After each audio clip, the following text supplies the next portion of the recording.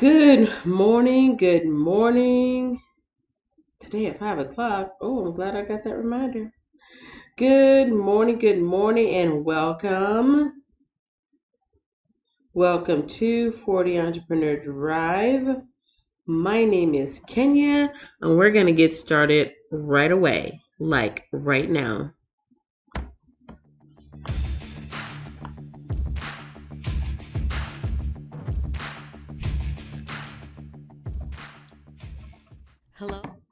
Hello, good morning. Today is Wednesday. Yes, it is Wednesday, February 19th, the 19th of February 2020.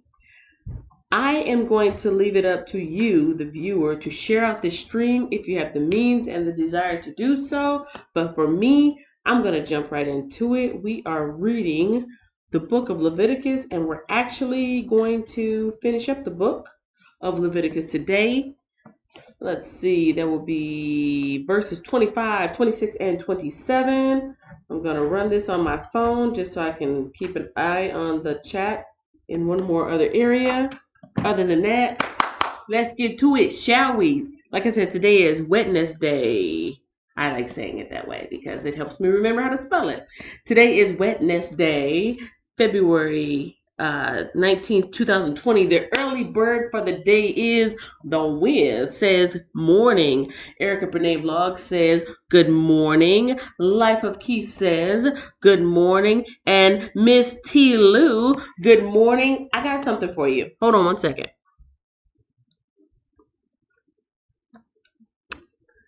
I wish I had like some elevator music right now just to kind of like fill in the blank spaces, but you guys can use your imagination. Maybe you can sing my theme song to yourself, something like that. Miss T. Lou, Miss T. Lou. Am I saying that correctly? I think I am saying it. I want to say law for some reason, but I think it's Lou, as in skip to my Lou, my darling, right? Welcome, welcome, welcome to the live where I read the Bible, because that's what I do. It is my New Year's resolution to get in my word, to understand, to read, and hopefully to live by it. Let me see. Hold on one quick second. I got something for you, Miss T. Lou. Don't go nowhere yet. Oh, come on now. Now my little keyboard want to act funny. Ain't nothing but the devil. Okay. Okay. That, and like that. Nope. Like that, and like that, and like that, right? Bam, there we go. And there. It's a little small token of my appreciation, but as far as I know, you are new here, and all new people that leave a comment in the comment section or say hello or something in the live stream, they get the gold star participation. Hooray! So there you go. That's what I had for you. Thank you so much for taking time out this early morning. I don't know where you're at. Let me know where you're at, but it's early for me. It's just hitting the crack of dawn, like 7 a.m. Just got home from a long night's work. It's been a hard day's night, and I've been working. Anyways, so yes, I'm here to read my Bible. Let me get my camera up so I can see what I'm doing. I'm here to read my Bible. This is my Bible. This is the New Believers Bible Compact Version. This is the Bible that I read from. I got some other ones here, but for now they're just for decoration, because once you start with something, you kind of got to stick with it. Unless you guys, for whatever reason, decide one day, hey, we want to hear from the New King James Version or the Classic King James Version or the New International Version. I actually took my study Bible to work, my Quest Study Bible. That's the one that I used to do my biblical businesses from, because I'm like, you know what? Maybe I should start studying at work a little bit just to kind of, keep them enemies off, because in the last couple videos I've been whining and complaining about some toxic issues. So I said, you know what? I'm going to arm myself. And that's what I did. I took my Bible to work. Anyway, let's see. Good morning, morning 40 family. Yes, I like that. 40 family, 40 fans, all my 40. I like that. Thank you, Georgia. Okay, so you are. It's 8 o'clock for you now because you're like an hour ahead. All right, cool, cool. And it's 8 in Indiana. So all my Midwest and Southern folks, y'all are an hour ahead. And for me, it's still sort of kind of the crack of dawn. In either case, Leviticus, it shall be finished today. I complained like a little bit of last week and a little bit of this week because I've only been reading the Bible for what, 8 weeks now, and already I kind of have a preference for the New Testament just because it's got a little bit more like plot and dialogue and more like interaction between people. And Lord forgive me, but it's just a lot of rules, regulations, and basically like laying the foundations of what the people should be living like, which is important. But I mean, I can't wait till we jump back into the New Testament, which should be tomorrow. Let me get my screen share ready because I'm not just doing this by myself. I am doing this using bam. Here we go. That's my screen share. So this should be the cover. And I do that every single time. Okay, hold on. Somebody, hold on. Cause I'm coming. Hold on. Thank you to my mother and my grandmother for sharing with me so much great music that it's just stuck in my head and just pops out from time to time. Okay, so this is the guide that I'm using. It's a woman's guide to reading the Bible in a year, a life-changing journey into the heart of God. If you're in this live stream and you're not a woman, don't fret. It's not that serious. It just happened to be the one that I downloaded. It's a Kindle download. That's what the cover looks like if you want to look for it on your own. The link is in the description. Pop over here to this tab. We are in week 8. Come on now, don't act funky. I tell you and I tell you again. We are in week 8 of reading the Bible. Well, I am. I don't know about you guys. But I'm so proud of myself. I've been reading for 8 weeks. Okay, so there we go. That's the little list if you get the book or if you get the download. The overall theme of this week is reasons for rejoicing. And so if you click on that or turn to that page, it goes line by line. Every line represents a day of the week. So Monday, Tuesday, Wetness Day, which is today, verses 25 through 27. Tomorrow will be Luke, starting Luke on Thursday, and then ending on Sunday at Luke 10 through 12. The checkpoints for this week's reading is lamps that never go out. And I believe that was yesterday's reading where the priests were, given instructions to tend to the lamp and make sure that they're always giving it oil. Time to rest. I don't remember if that was covered yesterday or not. An angel by an altar. Nets full of fish, a legion of demons. So at some point, I should have reached that already, or I will. I should have, or I'm going to. So that's what that looks like. And if you have your Bible, let me know what you're using to read along. If not, then just listen to the sound of my voice. This is the New Living Translation, New Believer's Bible. It is a very modern read. It does not read like the classic King James version with the these and thous and begats and smiteth and all that. It's like reading, something that was published today because it was published today. Okay, enough of that. Let me get on into it. I like to start off by doing a recap. And thank you for those likes, for those thumbs ups. And thank you, moderator.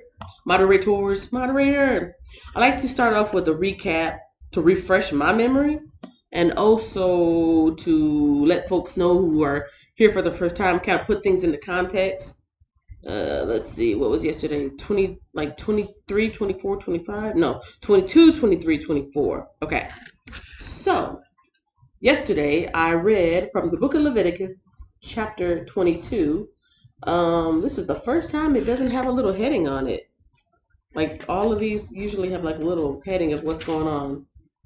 Instructions for the priest. Okay, so it's chapter 22 is a little continuation of instruction for the priest. Chapter 23 was, there's a little bit more. Worthy and unworthy offerings. That's when God was like, don't bring me, you're halfway good. Don't half step. Bring me the best. Bring me the first and bring me the best. So the worthy and unworthy offerings. Chapter 23 was talking about the appointed festivals and Passover and the festival of unleavened bread, celebration of the first harvest, the festival of first harvest, and what else? The festival of trumpets, the day of atonement, the festival of shelters, and in the postscript, the little part at the bottom that explains it, it gave a lot of the Jewish holidays that are celebrated now, which is like, let's see, Festival of Harvest or Festival of Weeks was later called the Festival of Pentecost. It is celebrated today as Shavuot or Shabbath. Let's see what else was there. Rosh Hashanah, occurring in September and October. What else we got? Yom Kippur, also in September and October. Let's see. It seems like there was at least one more. Sukkot or Sukkoth was the final festival of ingathering or final harvest. And yeah, so that was that. And where am I at? Let's see. And then chapter 24 was talking about pure oil and holy bread, an example of just punishment. If you do this, this is going to happen. And that's where a lot of those famous scripture quotes, like an eye for an eye, a tooth for a tooth, that was covered in yesterday's reading. And today, yes, today that catches me up to chapter 25 of Leviticus. Levi. It makes me giddy to say that way because it never occurred to me that Leviticus came from, talking about the tribe of Levi. So I know that's improper pronunciation, but you guys know what I mean. Leviticus, Leviticus. But now it makes me wonder what the Ticus part means. I guess is that ancient Greek or ancient Hebrew? I looked it up on my own time. You guys are ready for chapter 25, which is talking about the Sabbath year. While Moses was on Mount Sinai, so we jumping back. All right. While Moses was on Mount Sinai, the Lord said to him, give the following instructions to the people of Israel. It's a lot of these instructions. That's why I say it's a little bit dry. I'm not trying to be disrespectful, but it's a lot of instructions. But, I mean, you don't know what you don't know, and you can't live right if you don't have the instructions, right? Give the following instructions to the people of Israel. When you have entered the land I am giving you, the land itself must observe a Sabbath rest before the Lord every 7th year. For 6 years you may plant your fields and prune your vineyards and harvest your crops. But during the 7th year, the land must have a Sabbath year of complete rest. It is the Lord's Sabbath. Do not plant your fields or prune your vineyards during that year.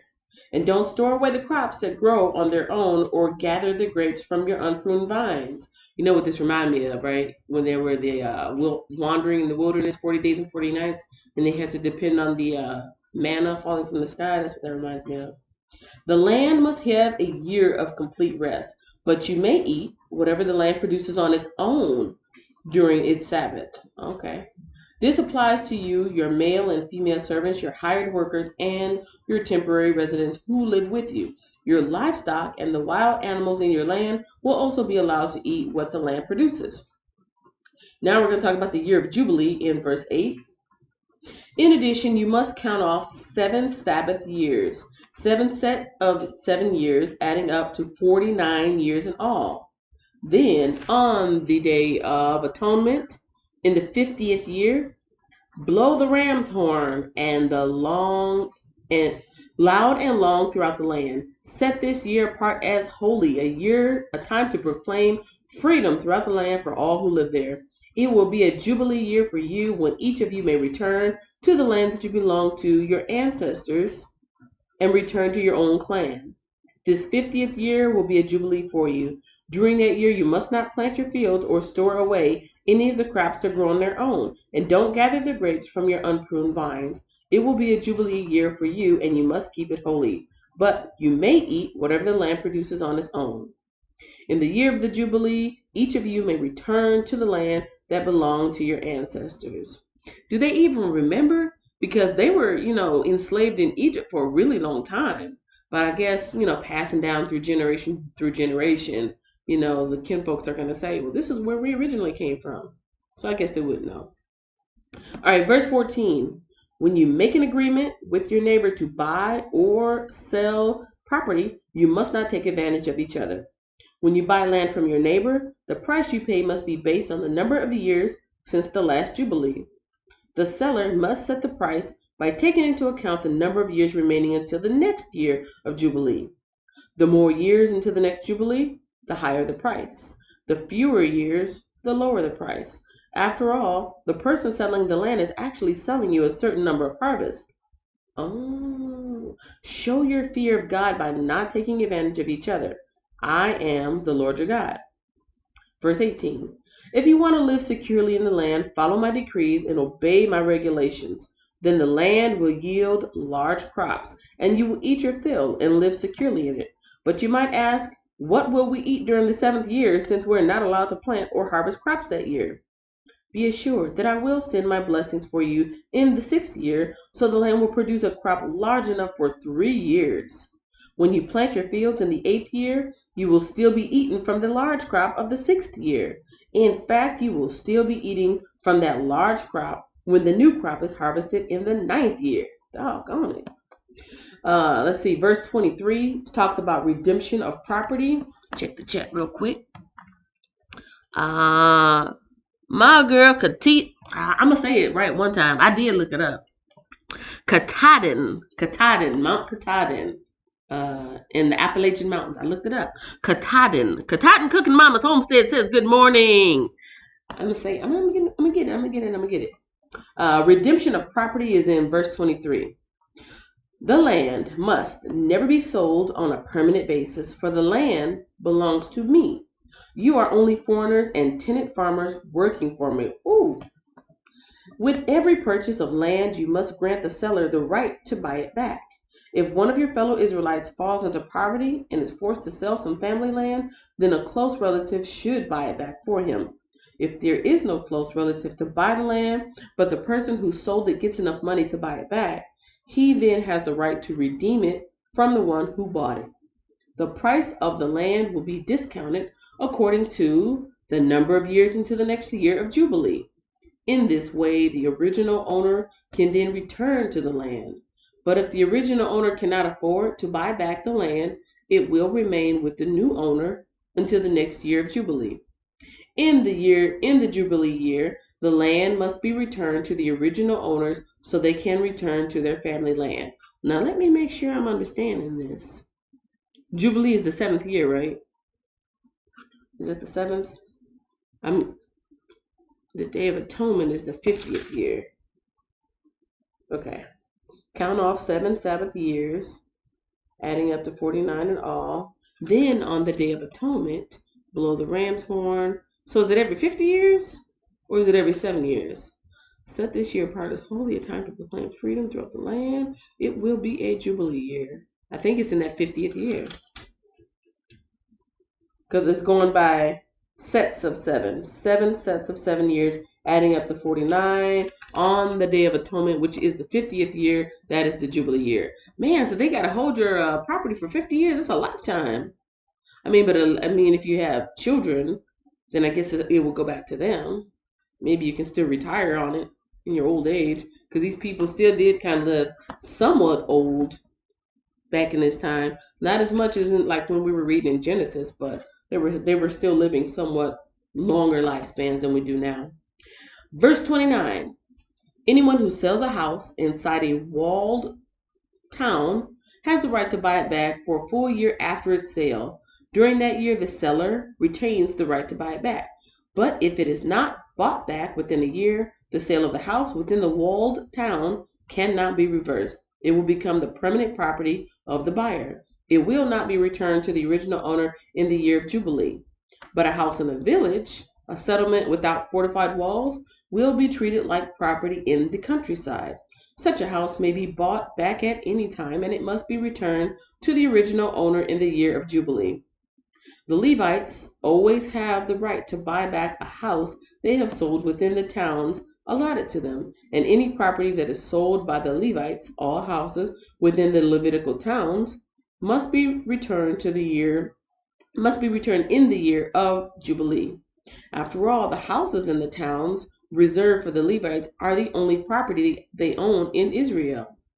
The open pasture land around the Levitical towns may never be sold. It is their permanent possession. In verse 35, we're talking about redemption of the poor and enslaved. Vlad Dracula? What? I think you're new here.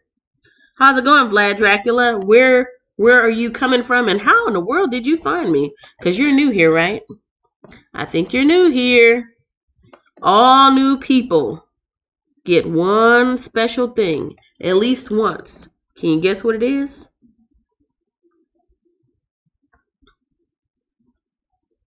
Don't anybody give me any clues.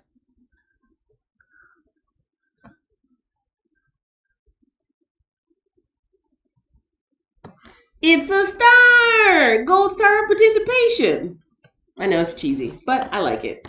So thank you for stopping in and welcome. That is your gold star participation for saying hi. Just saying hi.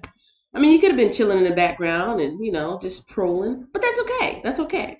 Hi, welcome. Sit back, relax, enjoy, listen. If you got a Bible, crack it open and follow along with me in Leviticus, also known as Leviticus. I believe I'm still in chapter 25. Thank you for the 4 likes. I do have 6 people. Can I get 6 likes? Can I get a what? A hug? No. Well, I'll give you a virtual hug. This hug is for everybody. It's a group hug. Okay. That's as long as I can give it because I got to get back to reading. I'm reading Leviticus 25, 26, and 27. I'm almost done with chapter 25. Yes, I'm in chapter 25, verse 35. We're talking about redemption of the poor and enslaved. If one of your fellow Israelites falls into poverty and you cannot support him as long as you would a foreigner or a temporary resident and allow him to live with you. Do not charge interest or make a profit at his expense. Instead, show your fear of God by letting him live with you as your relative. Remember, do not charge interest on money you lend him or make a profit on food you sell him. I am the Lord your God who brought you out of the land of Egypt to give you the land of Canaan and to be your God. If one of your fellow Israelites falls into poverty and is forced to sell himself to you, do not treat him as a slave. Treat him instead as a hired worker or as a temporary resident who lives with you, and he will serve you only until the year of Jubilee. At that time, he and his children will no longer be obligated to you, and they will return to their clans and go back to the land originally allotted to their ancestors.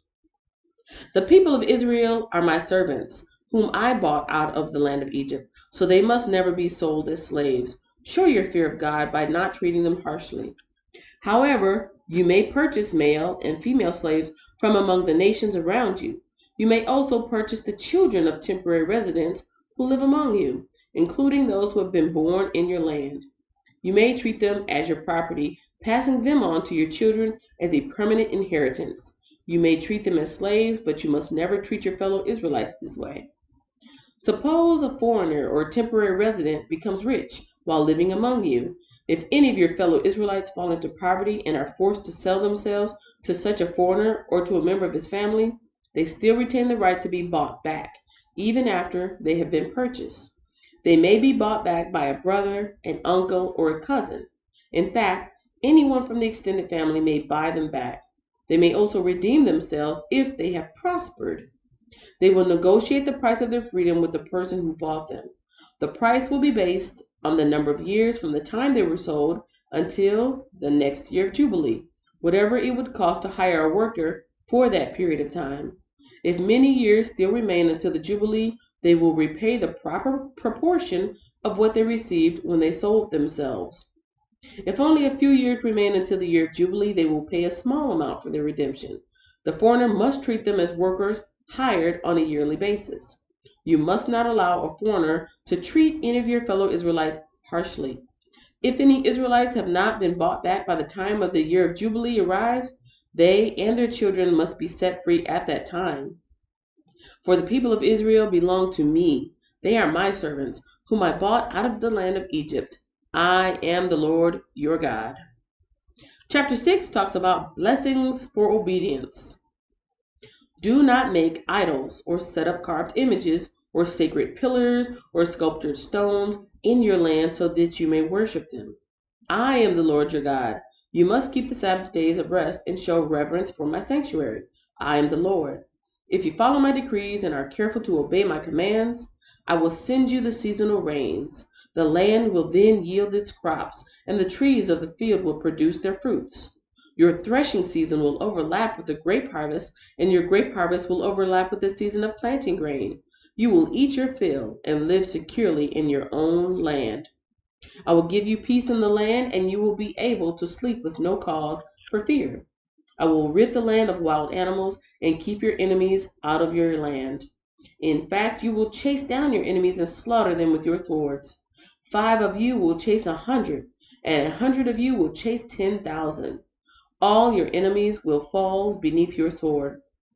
I will look favorably upon you, making you fertile and multiplying your people, and I will fulfill my covenant with you. You will have such a surplus of crops that you will need to clear out the old grain to make room for the new harvest. I will live among you, and I will not despise you. I will walk among you. I will be your God, and you will be my people.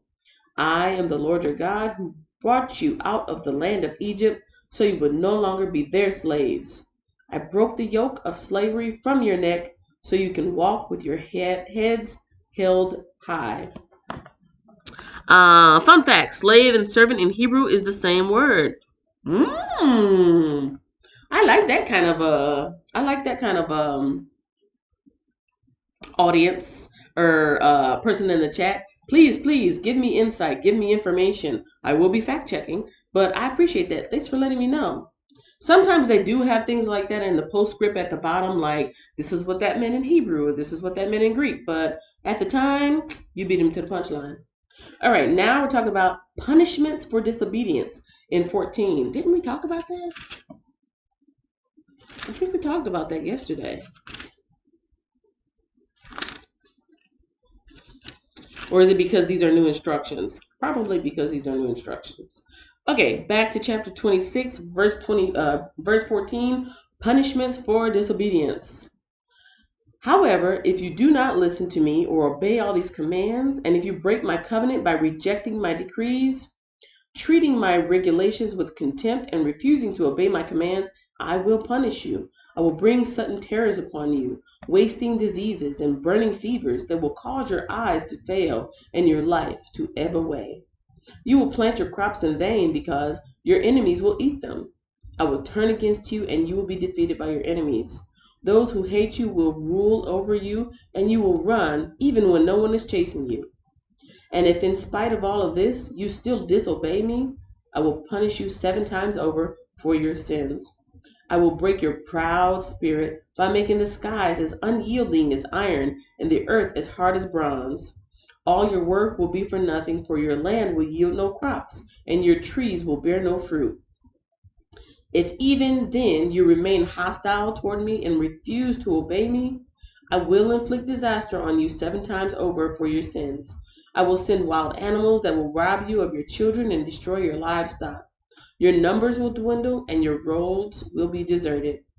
And if you fail to learn the lesson and continue your hostility toward me, then I myself will be hostile towards you. I will personally strike you with calamity 7 times over for your sins. I will send armies against you to carry out the curse of the covenant you have broken. When you run to your towns for safety, I will send a plague to destroy you there, and you will be handed over to your enemies. I will destroy your food supply so that 10 women will need only 1 oven to bake bread for their families. They will ration your food by weight, and though you have food to eat, you will not be satisfied. If in spite of all this, you still refuse to listen and still remain hostile toward me, then I will give full vent to my hostility. I myself will punish you 7 times over for your sins. Then you will eat the flesh of your own sons and daughters. I will destroy your pagan shrines and knock down your places of worship. I will leave your lifeless corpses piled on top of your lifeless idols. This is worse than a Stephen King novel. Whew. And I will despise you. I will make your cities desolate and destroy your places of pagan worship. I will take no pleasure in your offerings that should be a pleasing aroma to me. Yes, I myself will devastate your land, and your enemies who come to occupy it will be appalled at what they see. I will scatter you among the nations and bring out my sword against you. Your land will become desolate, and your cities will lie in ruins. Then at last the land will enjoy its neglected Sabbath years as it lies desolate while you are in exile in the land of your enemies. Then the land will finally rest and enjoy the Sabbaths it missed. As long as the land lies in ruins, it will enjoy the rest you never allowed it to take every seventh year while you lived in it. 2 points of commentary here. Remember how I said a lot of this Old Testament stuff was kind of dry reading? I take that back. Other part of my commentary is at least the people were given in advanced knowledge. If you do this, this will happen. If you don't do this, this will happen. It's always good to have things transparent and out in the open to know this is what is to be expected. Oh my goodness. I put one cat up in timeout and another cat starts to cry. 1 minute, meditate on that. I'm going to put another cat in timeout so that they're not distracting the reading.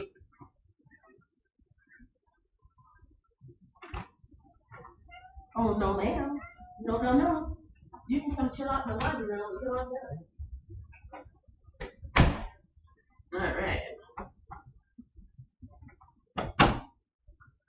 See, I can exact punishment too. That cat is in timeout in the laundry room. Now all my clothes are going to get fur on them. Okay. Where was I? I was talking about a lot of punishment for disobedience is what I was talking about. And I do believe that left me at verse 36. Let me check in with the chat just to make sure. Okay. Chapter 26 and verse 36. And for those of you who survive, good Lord, and I mean that as good Lord. And for those of you who survive, I will demoralize you in the land of your enemies. You will live in such fear that the sound of a leaf driven by the wind will send you fleeing. You will run as though fleeing from a sword, and you will fall even when no one pursues you. Though no one is chasing you, you will stumble over each other as though fleeing from a sword. You will have no power to stand up against your enemies. You will die among the foreign nations and be devoured in the land of your enemies. Those of you who survive will waste away in your enemies' lands because of their sins and the sins of their creators. But at last my people will confess their sins and the sins of their ancestors for betraying me and being hostile toward me. When I have turned their hostility back on them and brought them to the land of their enemies, then at last their stubborn hearts will be humbled, and they will pay for their sins. Then I will remember my covenant with Jacob, and my covenant with Isaac, and my covenant with Abraham, and I will remember the land. For the land must be abandoned to enjoy its years of Sabbath rest, as it lies deserted. At last the people will pay for their sins, for they have continually rejected my regulations and despised my decrees. But despite all this, I will not utterly reject or despise them while they are in exile in the land of their enemies. I will not cancel my covenant with them by wiping them out, for I am the Lord their God. For their sakes, I will remember my ancient covenant with their ancestors, whom I brought out of the land of Egypt in the sight of all the nations, that I might be their God. I am their Lord. These are the decrees, regulations, and instructions that the Lord gave through Moses on Mount Sinai as evidence of the relationship between himself and the Israelites. If I was them people, I would never, ever, ever, ever, ever break a rule. Because I mean that was like if you don't do this, and if you still don't do this, and if you still don't do this, and if you still don't do this, and if you still don't do this, that's like 6 or 7 chances, right? Woo. All right, let's see. I got movement. Okay, no, I don't. That's like 6 or 7 chances. I mean, if you keep messing up, and I done told you, and I'm I might be shooting myself in the foot, but after all that, you get what you deserve. You do after them chances, that many chances, that many chances. So I guess the next time harshness comes on me, I might think twice before I say, why me? I might look back and say, what did I do? All right, chapter 27 talks about redemption of gifts offered to the Lord. The Lord said to Moses, give the following instructions to the people of Israel. If anyone makes a special vow to dedicate someone to the Lord by paying the value of that person, here's the scale of value to be used. A man between the ages of 20 and 60 is valued at 50 shekels of silver as measured by the sanctuary shekel. A woman of that age is valued at 30 shekels of silver. A boy between the ages of 5 and 20 is valued at 20 shekels of silver. A girl of that age is valued at 10 shekels of silver. A boy between the ages of 1 month and 5 years is valued at 5 shekels of silver. A girl of that age is valued at 3 shekels of silver. A man older than 60 is valued at 15 shekels of silver. A woman of that age is valued at 10 shekels of silver. If you desire to make such a vow but cannot afford to pay the required amount, take the person to the priest. He will determine the amount for you to pay based on what you can afford. Redemption of gifts offered to the Lord. I've never heard of this before. A special vow to dedicate someone to the Lord. What does that mean exactly? That's going to require a little bit more studying. I'm going to pick it up in verse 9. If your vow involves giving an animal that is acceptable as an offering to the Lord, any gift to the Lord will be considered holy. You may not exchange or substitute it for another animal, neither a good animal for a bad, nor a bad animal for a good one. But if you do exchange one animal for another, then both the original animal and its substitute will be considered holy. If your vow includes an unclean animal, one that is not acceptable as an offering to the Lord, then you must bring the animal to the priest. He will assess its value, and his assessment will be final, whether high or low. If you want to buy back the animal, you must pay the value set by the priest plus 20%. If someone dedicates a house to the Lord, the priest will come to assess its value. The priest's assessment will be final, whether high or low. If the person who dedicated the house wants to buy it back, he must pay the value set by the priest plus 20%. Then the house will be again his. If someone dedicates to the Lord a piece of his family property, its value will be assessed according to the amount of seed required to plant it. 50 shekels of silver for a field planted with 5 bushels of barley seed. If the field is dedicated to the Lord in the year of the Jubilee, then the entire assessment will apply. But if the field is dedicated after the year of Jubilee, the priest will assess the land's value in proportion to the number of years left until the next year of Jubilee. Its assessed value is reduced each year. If the person who dedicated the field wants to buy it back, he must pay the value set by the priest plus 20%. Then the field will again be legally his. But if he does not want to buy it back and it is sold to someone else, the field can no longer be bought back. When the field is released in the year of Jubilee, it will be holy, a field specially set apart for the Lord. It will become the property of the priests. If someone dedicates to the Lord a field he has purchased, but which is not part of his family property, the priest will assess its value based on the number of years left until the next year of Jubilee. On that day, he must give the assessed value of the land as a sacred donation to the Lord. In the year of Jubilee, the field must be returned to the person from whom he purchased it, the one who inherited it as a family property. All payments must be measured by the weight of the sanctuary shekel, which equals 20 gerahs. You may not dedicate a firstborn animal to the Lord, for the firstborn of your cattle, sheep, and goats already belong to him. However, you may buy back the firstborn of a ceremonially unclean animal by paying the priest's assessment of its worth plus 20%. If you do not buy it back, the priest will sell it at its assessed value. However, anything specially set apart for the Lord, whether a person, an animal, or family property, must never be sold or bought back. Anything devoted in this way has been set apart as holy, and it belongs to the Lord. No person specially set apart for destruction may be brought back. Such a person must be put to death. 1/10 of the produce of the land, whether grain from the fields or fruit from the trees, belongs to the Lord and must be set apart to him as holy. If you want to buy back the Lord's tenth of the grain or fruit, you must pay its value, plus 20%. Count off every 10th animal from your herd and flocks and set them apart for the Lord as holy.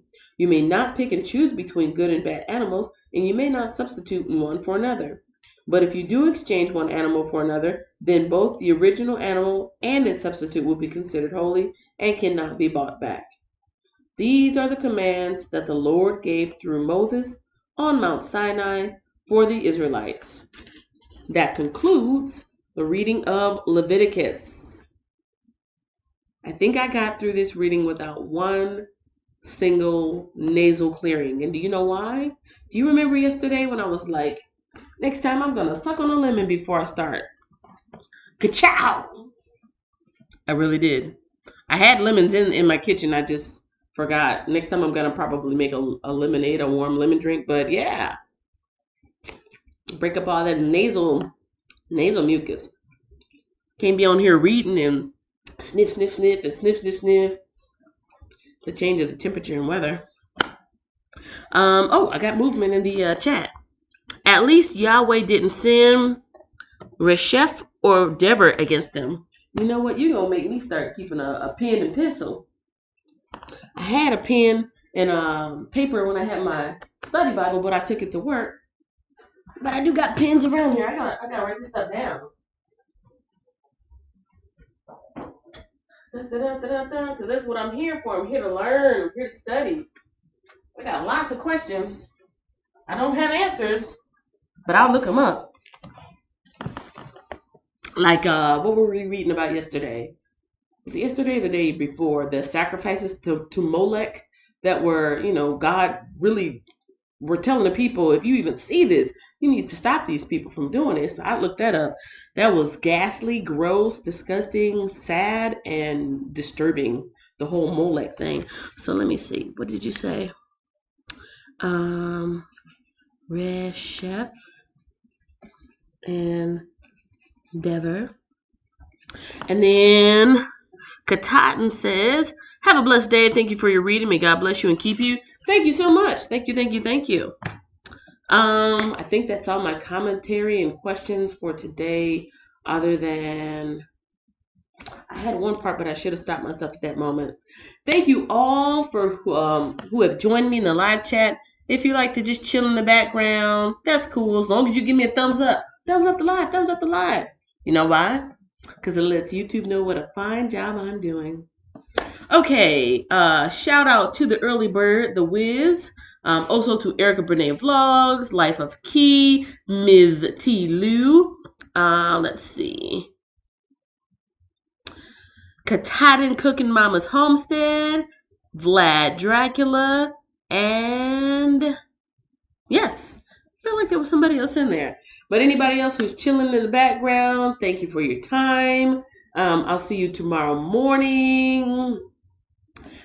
Quick prayer for me and anybody who wants to join in. I'm just so thankful for today because, Lord, I've been going through it. I have been going through it, but I feel like I'm getting my breakthrough, and I won't question it. I'll just be thankful for it. And I pray that anybody else that is looking and needing a breakthrough right now, Lord, that you touch them in the way that they need. Bring them the breakthrough that they need and comfort them, strengthen them, be with them. Let them know that you are there so that they can grow in their faith and strength through you. Amen, amen. That's about it. Ladies and gentlemen, tomorrow we shall start. What did I say we were going to start? I forgot already. I think it's Mark. Oh, Luke. We already read Mark. Tomorrow we will start the book of Luke. And on that note, peace out. See you tomorrow.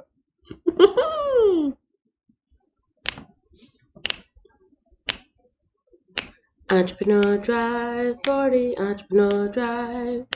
Entrepreneur Drive 40. I'm still here. Reshef and Deborah are gods, but were enslaved by Yahweh. They are mentioned in Habakkuk 3, 3 and 5. I will check that out. Thank you very much. Thanks for I'm writing it watching, and down. don't forget to follow me on social media.